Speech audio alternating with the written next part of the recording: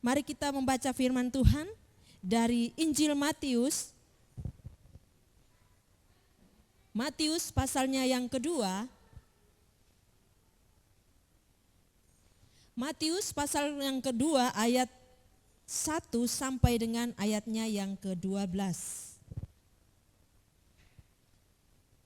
Injil Matius pasal 2 ayat 1 sampai dengan ayatnya yang ke-12. Kita akan baca bersama-sama. Saya baca judulnya, Orang-orang Majus dari Timur, 2-3. Dilahirkan di Betlehem, di tanah Yudea, pada zaman Raja Herodes, datanglah orang-orang Majus dari timur ke Yerusalem dan bertanya-tanya, di manakah dia raja orang Yahudi yang baru dilahirkan itu? Kami telah melihat bintangnya di timur dan kami datang untuk menyembah dia. Ketika Raja Herodes mendengar hal itu, terkejutlah ia beserta seluruh Yerusalem. Maka dikumpulkannya semua imam kepala dan ahli Taurat bangsa Yahudi.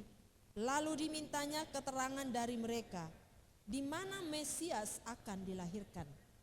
Mereka berkata kepadanya, di Betlehem di tanah Yudea, karena demikianlah ada tertulis dalam kitab Nabi, dan engkau Betlehem tanah Yehuda, engkau sekali-kali bukanlah yang terkecil di antara mereka yang memerintah Yehuda, karena daripada mula akan bangkit seorang pemimpin yang akan menggembalakan umatku Israel. Lalu dengan diam-diam Herodes memanggil orang-orang Majus itu dan dengan teliti bertanya kepada mereka, bila mana bintang itu nampak. Kemudian ia menyuruh mereka ke Betlehem, katanya, hal-hal mengenai anak itu, dan segera sesudah kamu menemukan dia, kabarkanlah kepadaku, supaya aku pun datang menyembah dia. Setelah mendengar kata-kata raja itu, berangkatlah mereka, dan lihatlah, bintang-bintang yang mereka lihat di timur itu, mendahului mereka hingga tiba, dan berhenti di atas tempat di mana anak itu berada. Ketika mereka melihat bintang itu, sangat bersukacitalah mereka. Maka masuklah mereka ke dalam rumah itu dan melihat anak itu bersama Maria, ibunya, lalu sujud menyembah dia. Mereka pun membuka tempat harta bendanya dan mempersembahkan persembahan kepadanya, yaitu emas, kemenyan, dan mur. Dan karena diperingatkan dalam mimpi supaya jangan kembali kepada Herodes, maka pulanglah mereka ke negerinya melalui jalan lain. Amin. Ya, Bapak Ibu, teks kita ini sudah setiap tahun biasa kita dengar di masa Natal. Ya, khotbah-khotbah yang disampaikan, bahkan juga mungkin drama-drama, ya, drama-drama Natal tentang orang Majus itu sudah kita hafal. Yang sudah Kristen dari kecil atau mungkin masih dalam kandungan ibunya, itu sudah melekat di dalam pikiran kita. Nah, masa-masa ini juga kita pun akan mengerti dan melihat bagaimana sebenarnya para orang Majus ini, yang dikatakannya teks kita orang-orang Majus dari timur, merayakan atau menyambut kelahiran sang raja. Nah, Bapak Ibu, tema kita pada hari ini yaitu sikap menyambut Natal. Nah, sikap menyambut Natal. Dalam kehidupan kita orang-orang yang percaya, bahkan juga kita lihat ya seluruh dunia, menyambut Natal banyak hal yang bisa dilakukan. Kalau beberapa waktu lalu saya baca di berita di Surabaya, ada satu rumah, ya mungkin orang berada, di depan rumahnya itu dia menghias ya seperti mungkin gaya-gaya Eropa, Amerika Bapak Ibu. Dia menghias depan rumahnya dengan pohon Natal, dengan pernak-pernik Natal. Karena dia katakan, saya sengaja seperti ini supaya orang yang lewat bisa menikmati masa-masa ini karena pandeminya. Bisa merayakan Natal dan melihat lingkungannya, situasinya, mereka merasa senang. Mereka merasa bahagia walaupun dikatakan di rumah saja. Sehingga dia membuat seperti itu. Nah, banyak orang menyambut Natal membuat hal-hal yang indah, termasuk kita ya, kurang lebih 1 bulan tim Pak Alvin ya mengerjakan ini pohon Natal yang kita bisa lihat seperti ini ya, indah, dan juga semua kita yang terlibat di dalamnya, kegiatan-kegiatan, vokal group, drama, dan lain sebagainya. Itulah cara-cara orang-orang percaya, gereja-gereja mempersiapkan masa Natal atau menyambut Natal itu. Nah, Bapak, Ibu, dan Saudara, bagaimana kita lihat orang Majus pada Matius pasalnya yang kedua ini, mereka juga menyambut kelahiran seorang raja. Dan apa yang mereka lakukan? Ayatnya yang pertama, sesudah Yesus dilahirkan di Betlehem di tanah Yudea pada zaman Raja Herodes, datanglah orang-orang Majus dari timur ke Yerusalem dan bertanya-tanya, di manakah dia raja orang Yahudi yang baru dilahirkan itu? Karena apa? Dikatakan kami telah melihat bintangnya di timur dan kami datang untuk menyembah dia. Nah, Bapak Ibu, para orang Majus ini mereka datang karena mereka sudah melihat tanda. Nah, orang Majus ini dikatakan mereka ini ahli nujum, mereka ini ahli bintang, para astrolog ya, astrologi ya. Mereka para ahli-ahli bintang. Ketika mereka melihat bintang yang lain daripada lain dan itu muncul hanya sekali-sekali ya. Mereka tahu ini pasti ada tanda.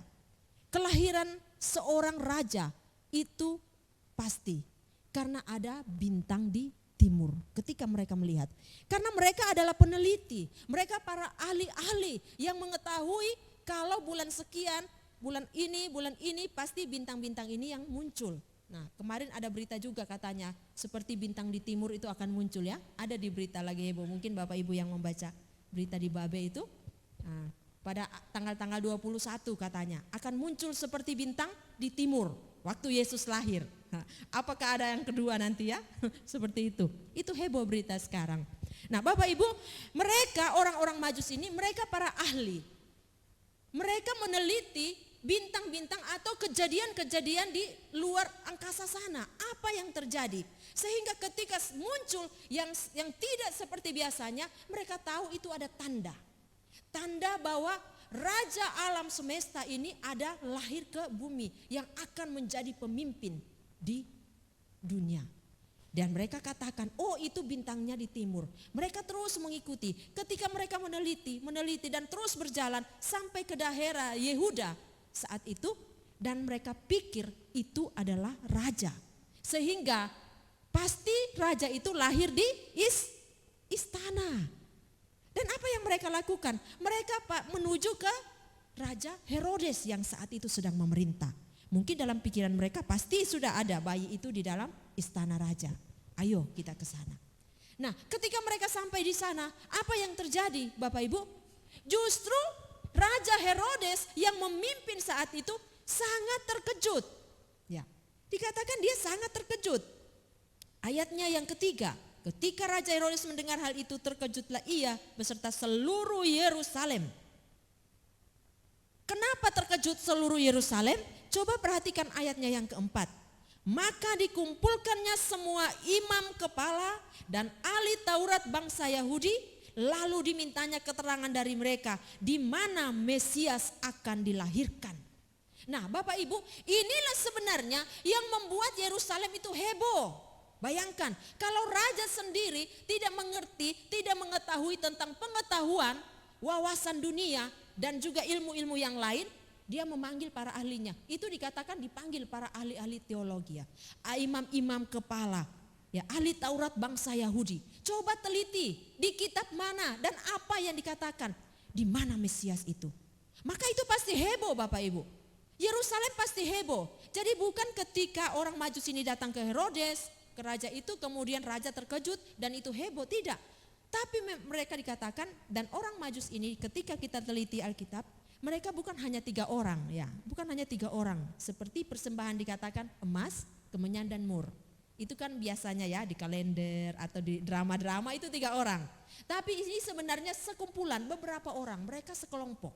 Mereka melakukan perjalanan itu bukan hanya 1 bulan, karena jauh dari timur sana. Diperkirakan dari kerajaan Persia ya, sampai ke Israel, Bapak Ibu. Mereka berjalan berbulan-bulan. Mereka sampai ke Yerusalem. Ketika mereka sampai di istana, Raja Herodes sendiri terkejut. Siapa mereka? Apa yang mereka lakukan? Kenapa mereka bertanya, di mana Mesias itu dilahirkan? Maka Herodes berpikir, ini bahaya. Inilah awal mulanya, ini yang membahayakan. Maka ini harus dimusnahkan. Karena raja sendiri, keluarga raja sendiri tidak ada bayi yang lahir yang mungkin bisa akan menjadi raja keturunan mereka nanti. Tidak ada. Dia tidak mendengar berita itu. Tetapi ketika diteliti, ya para imam kepala ahli Taurat berkumpul, ditelitilah, dikatakan ada di dalam kitab. Itu di pasalnya yang ke-5 sampai 6 itu terdapat dari kitab Mika 5 ayatnya yang pertama. Ya, Mika 5. Hai engkau Betlehem Efrata, daripada mula akan bangkit seorang yang menjadi pemimpin. Itu dia. Nah, kitab itu diteliti Bapak Ibu ya. Dan disampaikan oleh para ahli Taurat kepada Raja Herodes. Oh ada Tuhan, ada terdapat di dalam kitab ini. Di Betlehem di tanah Yudea, karena demikian ada tertulis. Dan engkau Betlehem tanah Yehuda, engkau sekali-kali bukanlah yang terkecil di antara mereka yang memerintah Yehuda. Karena daripada mula akan bangkit seorang pemimpin yang akan menggembalakan umatku Israel. Wah ini dia. Akan menggembalakan umatku Israel. Coba kita membayangkan ketika Herodes mendengar berita itu, akan menggembalakan umatku Israel. Dia kan pemimpin saat itu, dia seorang raja. Inilah yang akan bisa menggulingkan tahta dia. Maka di dalam hatinya timbullah perasaan takut, khawatir, marah, iri dan lain sebagainya. Dan dia berikhtiar, berencana untuk membunuh semua bayi yang lahir umur 2 tahun ke bawah. Coba bisa bayangkan ya, bagaimana ketika orang Majus datang dari timur ke kerajaan Israel, kemudian yang dibunuh itu 2 tahun ke bawah. Berarti peristiwa itu lama. Karena berpikir mereka ini perjalanan mereka berbulan-bulan. Dan mungkin sudah lahir beberapa bulan yang lalu, baru mereka tahu. Nah maka usia 2 tahun ke bawah anak laki-laki di daerah itu harus dimusnahkan. Ingat peristiwa kelahiran Musa juga ya, usia 2 tahun ke bawah semua dimusnahkan. Tetapi Musa diselamatkan oleh ibunya dan putri Firaun. Bapak Ibu, orang Majus menyambut kelahiran Mesias. Dia tidak mempedulikan jarak yang begitu jauh, tetapi dia mau datang. Mereka datang begitu lama, melewati padang gurun, melewati orang-orang yang mungkin bisa melakukan kejahatan dalam perjalanan. Tapi dia datang, dia mencari di mana Mesias itu, di mana orang yang lahir dikatakan akan memimpin itu. Itu bukan orang yang gampang, itu bukanlah orang yang sembarangan, itu pikiran mereka. Karena apa? Alam semesta berbicara, jagat raya berbicara, sebagai tanda yaitu bintang yang sangat terang dan lain dari biasanya. Itulah dikatakan orang ini bukanlah orang yang biasa. Pasti dia adalah keturunan raja, karena alam berbicara. Kalau Raja Herodes lahir tidak ada di kitab ini dikatakan ada tanda-tanda, tidak ada. Kalau Indonesia berduka pemimpin kita, apa tandanya? Bendera setengah tiang, itu tandanya. Kalau lahir pemimpin dulu Jokowi lahir, ada nggak tandanya di negara kita? Nggak ada yang tahu ya? Nggak ada yang tahu. Pemimpin negara-negara itu tidak ada yang tahu. Tetapi ketika Yesus lahir, Mesias lahir ke dunia, ada tanda alam raya berkumandang. Jagat raya menandakan bahwa dialah pemimpin alam ini. Itu luar biasa.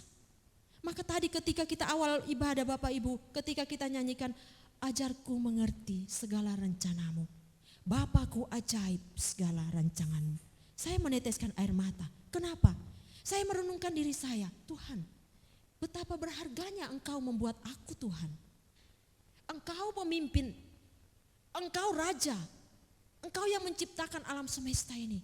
Aku yang kecil, aku yang mungkin terhina ini, yang tidak dipandang oleh dunia, yang mungkin banyak orang tidak senang. Tetapi aku dipandang oleh Allah sangat berharga.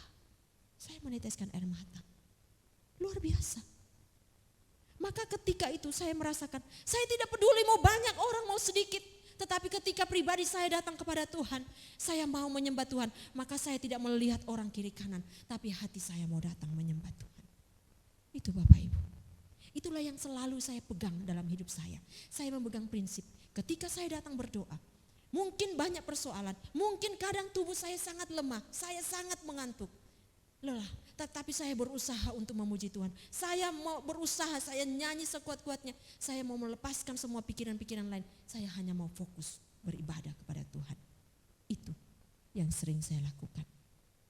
Sehingga saya tidak terpengaruh dengan orang di sekitar. Saya mau memuji Tuhan. Saya mau mengagungkan Allah saya yang hidup. Karena apa? Ketika dia lahir ke dunia, alam raya berkumandang. Ada lagu yang mengatakannya seperti itu ya. Kalau di Kidung Jemaat kan alam raya itu benar ya lagunya itu ya. Itu alam raya berkumandang, itulah tanda bintang di langit. Dan itu diketahui oleh orang yang tidak mengenal Allah. Mereka tidak mengenal Allah. Mereka di luar Israel. Mereka datang dari timur sana Bapak Ibu. Itulah yang mereka lakukan ya. Sikap mereka untuk datang menyambut Mesias itu yang lahir. Mereka punya hati ya. Mereka mempersiapkan diri dengan baik, melakukan perjalanan yang panjang, bahkan mengorbankan banyak hal ya. Mengorbankan banyak hal untuk mencari di mana Mesias, di mana pemimpin itu lahir. Itu Bapak Ibu. Kemudian kita lihat lagi. Ketika orang Majus itu datang dan bertemu dengan Herodes, lalu Herodes menyampaikan, dikatakan di situ ayatnya yang ke-7, lalu dengan diam-diam Herodes memanggil orang-orang Majus itu dan dengan teliti bertanya kepada mereka, bila mana bintang itu nampak? Artinya kapan kira-kira bintang itu nampak? Sehingga Herodes bisa memperhitungkan, saya katakan tadi, umur 2 tahun ke bawah semua anak laki-laki itu dibunuh. Ketika dia meneliti kapan kira-kira bintang itu kau lihat, ya kapan? Lalu dia menghitung itu. Lalu apa yang terjadi? Ayat 8, kemudian ia menyuruh mereka ke Betlehem, katanya, pergi dan selidikilah dengan seksama hal-hal mengenai anak itu, dan segera sesudah kamu menemukan dia, kabarkanlah kepadaku supaya aku pun datang menyembah dia. Yang sangat kontradiksi kita lihat ya. Herodes pemimpin orang Yahudi saat itu ketika mendengar berita kelahiran Mesias, bagaimana sikap dia menyambutnya? Ada perasaan marah, perasaan iri, perasaan takut, khawatir. Karena itu yang akan menjadi lawan dia. Tetapi orang Majus menyambut kelahiran Mesias luar biasa. Mereka tidak hanya sampai kepada raja ketika mereka tahu, oh ada kitab itu yang mengatakan. Sekarang mereka mencari. Ketika mereka keluar dari istana, mereka lihat lagi, ternyata bintang itu mulai bergerak. Ya. Bintang itu mulai bergerak dan mereka mengikuti kemana bintang itu bergerak Bapak Ibu. Dan akhirnya dikatakan, ayat 9, setelah mendengar kata-kata raja itu, berangkatlah mereka dan lihatlah bintang yang mereka lihat di timur itu mendahului mereka hingga tiba dan berhenti di atas tempat di mana anak itu berada. Luar biasa. Tanda bintang yang menjadi arah mereka, ya, kompas mereka untuk datang menyembah raja. Kalau sekarang kita tidak tahu kemana alamat, misalnya kita ke Surabaya, kami sering nyasar Bapak Ibu, tapi menggunakan GPS, kita bisa sampai di tempat. Tetapi terkadang harus melewati jalan-jalan yang kecil, ya seperti itu, karena GPS-nya memperlihatkan seperti itu.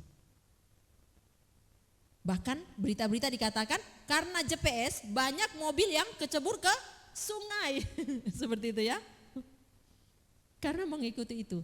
Tetapi mereka ini coba lihat. Mereka melihat dan bintang itu menuntun perjalanan mereka. Ketika bintang itu berhenti di tempat itu, maka mereka tahu di daerah itulah Yesus lahir. Mesias itu lahir dan mereka mencari. Dan kemudian sikap mereka yang kedua, kalau tadi mereka penuh dengan pengorbanan, sikap yang kedua ketika mereka datang, mereka melihat ya, ayatnya yang ke-10, 11, maka masuklah mereka ke dalam rumah itu dan melihat anak itu bersama Maria ibunya, lalu sujud menyembah dia.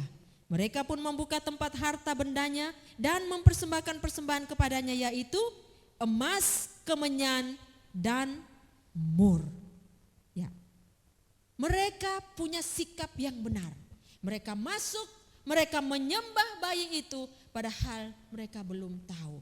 Mereka tidak peduli. Bukan lahir di istana, bukan orang-orang yang hebat. Mereka tidak peduli hal itu. Tetapi mereka tahu ini adalah raja alam semesta. Inilah raja di atas segala raja. Maka kami datang menyembah. Perhatikan ayat yang di situ dikatakannya, ayat 11. Maka masuklah mereka ke dalam rumah itu, melihat anak itu bersama Maria ibunya. Dan dikatakan sujud menyembah. Mereka menyembah. Kalau ya sekarang yang kita kenal, ya, Yesus lahir di kandang domba, ya. Bahkan dibungkus dengan lampin. Karena apa? Ayahnya dan ibunya, mereka orang yang miskin. Maria dan Yusuf. Yusuf pekerjaannya tukang kayu. Sehingga dari mana kita tahu? Nah, ketika mereka mempersembahkan korban Bapak Ibu, di dalam Lukas pasalnya yang kedua, ya, Lukas pasalnya yang kedua, di situ dikatakannya ayat 24, mereka ini orang miskin. Tandanya kalau orang-orang yang berada itu mereka mempersembahkan seekor domba jantan. Ya. Tetapi kalau orang yang biasa, mereka mempersembahkan burung tekukur, 2 ekor burung tekukur dan atau sepasang 2 ekor burung tekukur atau sepasang merpati. Itu ada juga di dalam Imamat pasal 12 ayat 8. Ya. Lukas pasal 2 ayat 24. Itulah. Jadi Maria dan Yusuf mereka bukan orang-orang yang hebat. Ya, tingkat sosial mereka orang yang biasa.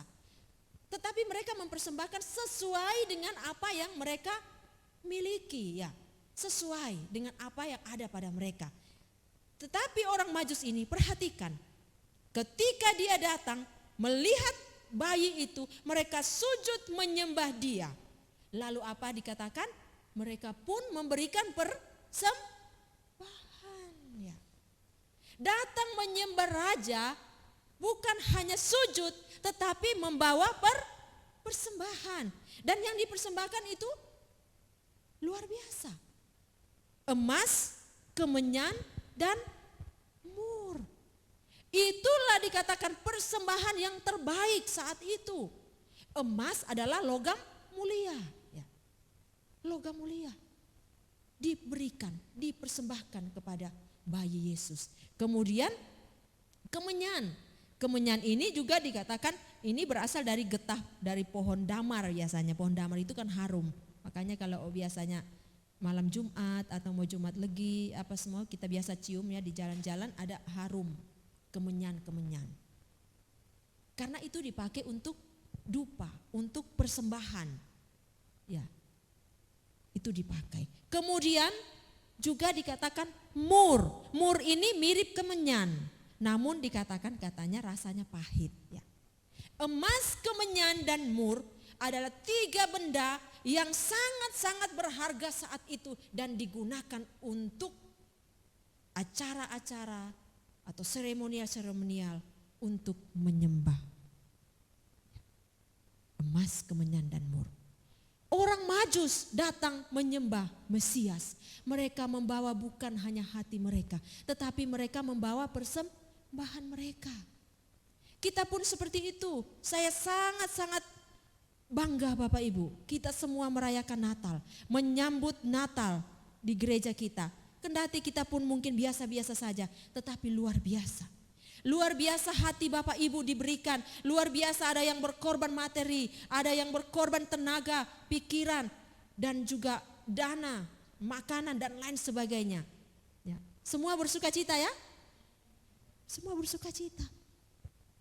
Tahun anugerah Tuhan, tahun berkat Tuhan, luar biasa.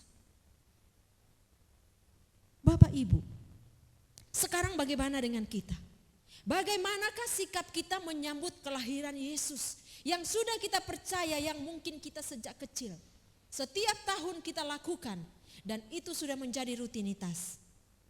Lalu saya sering katakan kepada anak-anak di rumah, saya bilang, wah kalau saya Natal rasanya enggak seret kalau tidak ada kue. Kue Natal. Kenapa? Itulah budaya yang mungkin juga kurang baik ya. Karena apa? Sejak kecil saya ingat, pokoknya saya sejak kecil, kalau sudah Natal saya pasti lihat di lemari mama saya itu, lemari yang kaca, itu toples kue-kuenya pasti banyak. Kemudian mau tahun baru pasti ada kue bolu. Itu sudah ciri khas. Tetapi berjalannya waktu, situasi sulit, itu banyak yang tidak saya lihat lagi sebanyak waktu saya kecil. Ya, mungkin sekarang sudah hidup susah ya, seperti itu. Itu adalah tradisi Bapak Ibu, budaya-budaya setiap keluarga orang-orang Kristen. Tetapi yang Tuhan inginkan bukanlah seperti itu. Kenapa?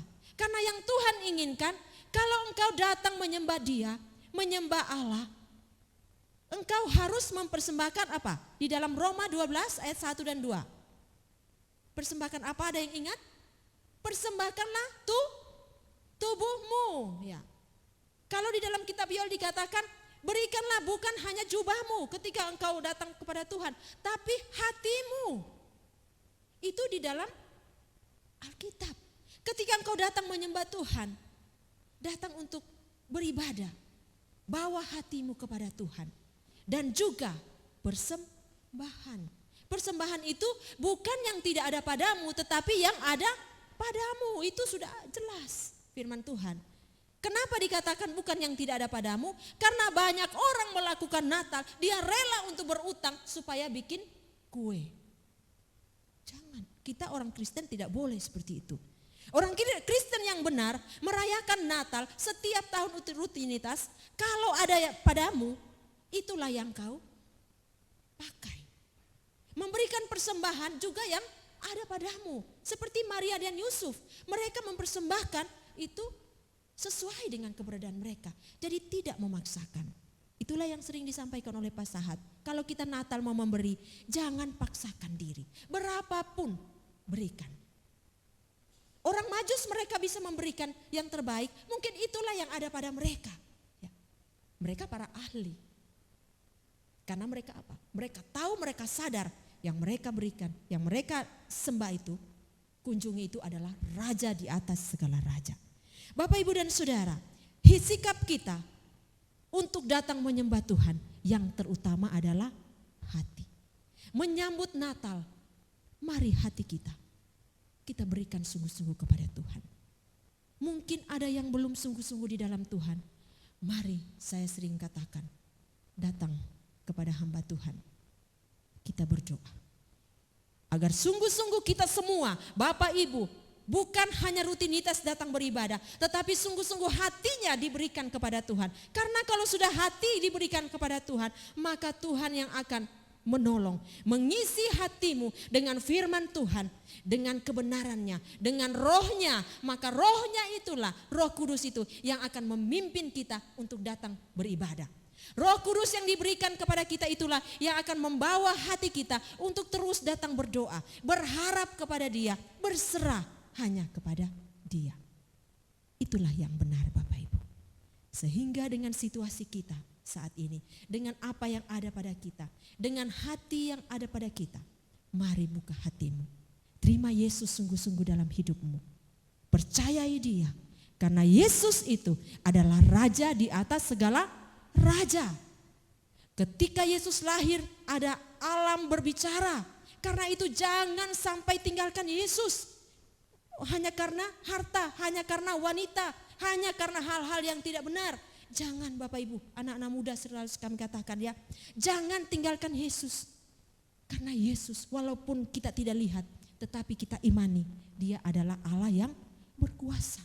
Dia adalah Allah yang menciptakan alam semesta ini. Oleh karena itu ketika kita merayakan kelahirannya, sambutlah Dia dengan hati yang sungguh-sungguh tulus. Sambutlah kelahiran Yesus dengan hati yang sukacita dan jalani hidup kita dengan sukacita. Amin.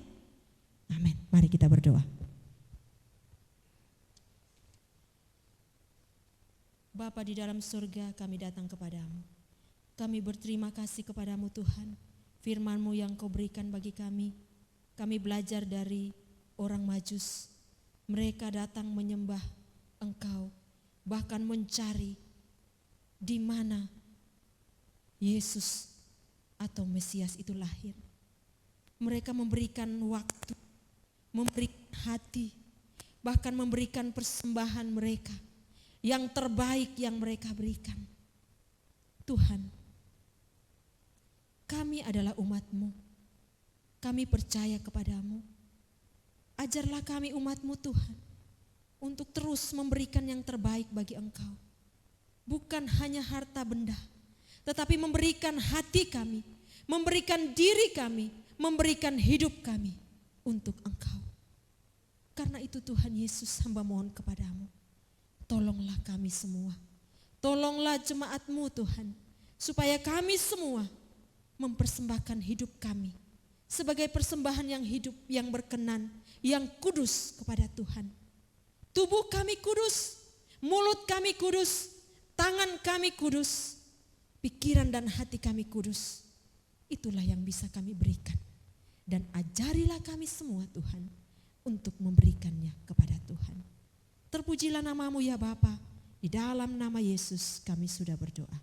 Amin.